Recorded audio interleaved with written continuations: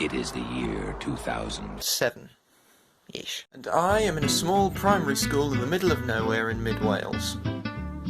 The watermarks are lovely in the autumn. Unlike seemingly everybody else, I didn't have an Xbox 360 or a PS3. I had a Nintendo DS and a battered old Windows 98 that crashed whenever you tried to load anything more complicated than Tigger's Honey Hunt, but no proper home console. So I had to rely on the internet for my gaming experience using good old Adobe Flash Player. Flash Player is being shut down this December, so I thought I'd better document this surprisingly large part of my childhood while I still have the chance. And this is where we're starting, Bubble Trouble on miniclip.com. Miniclip was easily the king of Flash game websites, possibly due to the fact that it was the home of Club Penguin for a good few years. But Bubble Trouble is at the complete other end of the Flash game spectrum. Whereas Club Penguin was one of the biggest Flash games of the time, possibly of all time, being worked on by a relatively large team, Bubble Trouble is simple and was presumably made by one guy in their spare time. That would explain who Krasimir Kvitanovic is. Oh, hang on. Bubble Struggle? Huh. Maybe he hadn't developed advanced rhyming skills, or maybe he didn't want to be sued, but then changed his mind. As Bubble Trouble had been used for 2 Atari games, an Amco game, a port of Pengo for Mac starring a goldfish for some reason, and a Three Stooges film. Get up, go ahead, go on. Now, despite Bubble Trouble being the first Flash game I ever saw, as far as I recall, I'd actually never played it until a couple of months ago, and somehow the memories I had turned out to be completely wrong. I thought that this was an inverted Puyo Puyo Kirby's Avalanche puzzle combat type of thing. It turns out that's not the case, and although the actual gameplay suits the name Bubble Trouble better, it's a lot less fun than what my hippocampus had led me to believe. Sure, it would be less unique, but at least it would be A, fun, and B, less stressful.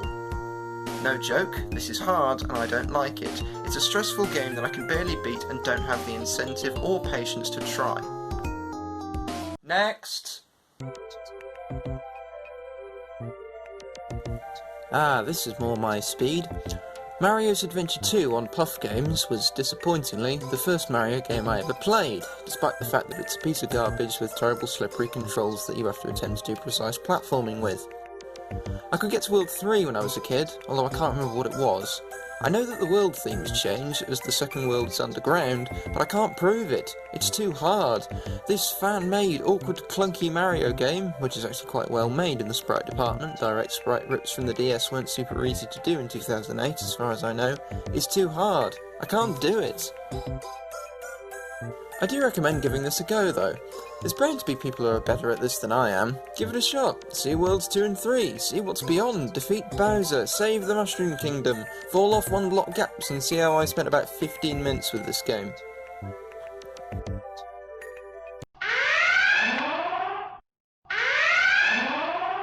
Right, by sheer luck, total chance and mashing the up button, I've seen World 2 again for the first time since roughly 08 or 09. As you can see, it is simply an underground stage, a la your average World 1-2.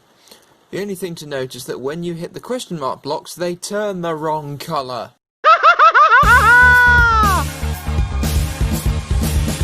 Scrolling down the Puff Games homepage, I'm actually amazed at how much it's changed. The old website was by no means slick. It was as mid-2000s as you could possibly get, with its chrome metal sidebar with circles in it, like the grating at a dingy garage, that wasn't in any of the pictures I could find. Its dark red background, that wasn't in any of the pictures I could find.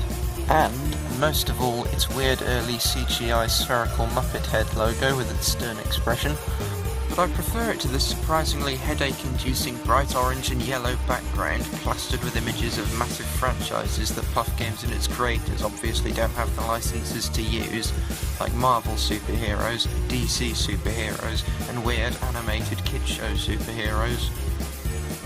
Although there were always games based on licenses that the kind of people who upload things to Puff Games didn't own, we literally just played a Mario game. And I'm not sure if you guessed this, but that Nintendo logo at the start was a ruse! But a lot of the top-rated games were unique, and not infringing on any copyright laws, like Territory War, Boxhead and Skull Kid.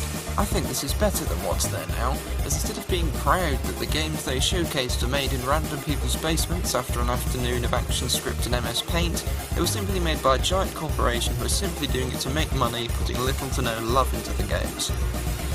Right, speaking of, I better get on with the games. Let's pick one at random, chuck some Fate into the mix.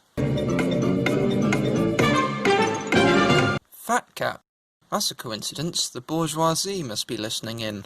When everyone first got into Flash games, faffing around with the Ubuntu computers at the side of our Year Deadbin 1 and 2 classroom, everyone's eyes were drawn straight to Dino Run, an endless runner in which you played a tiny yellow dinosaur, sometimes wearing a hat, avoiding the aftermath of the asteroid that caused the mass extinction 65 million years ago, which while the rest of the class assumed it was a velociraptor because of Jurassic Park, I argued that it was a Compsognathus, as I was a pretentious little know-it-all, like this guy. But as they all drifted to the adventure of a small creature fighting for his life against the indefatigable duo of destruction that are nature and time, my favourite buddy cop comedy, my attention was grabbed and held by a game about a large rocket cat being guided around the skies above by a robotic owl fighting aliens and eating miscellaneous puddings. If you could gather it from that description, and if you could, well done, this game is a scrolling bullet hell type space shooter done in the classic graphical style of Nitro, who were responsible for a hell of a lot of good games, all with strange themes reminiscent of the more out there NES titles,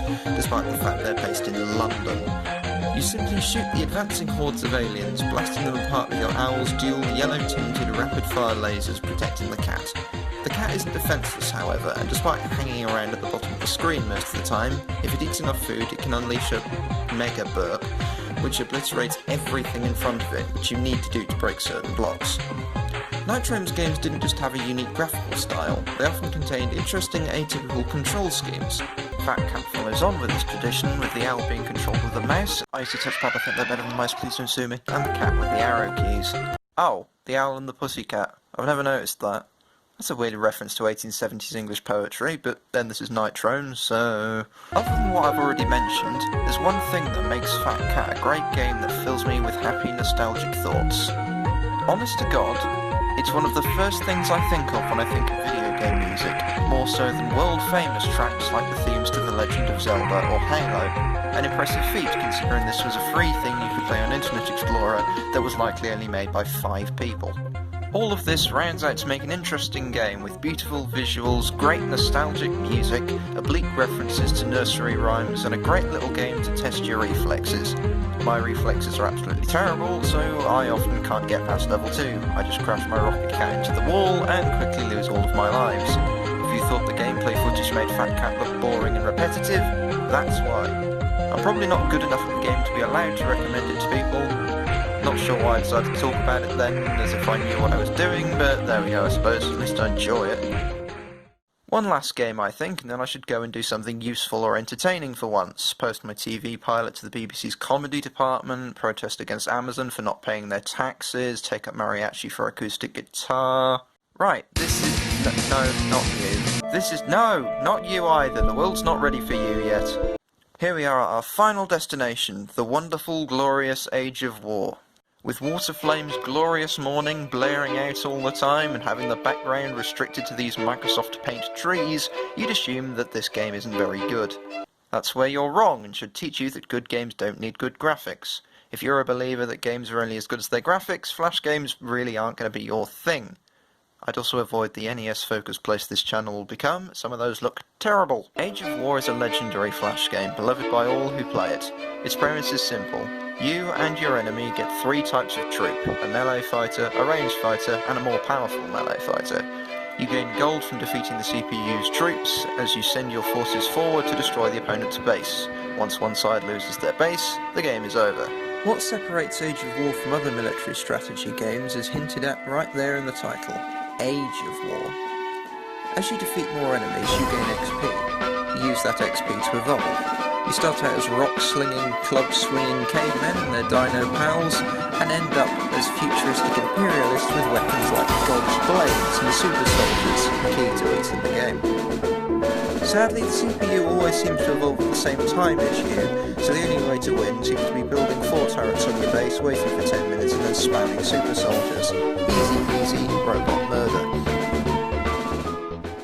And there we have it. A brief look at 2000's Flash games.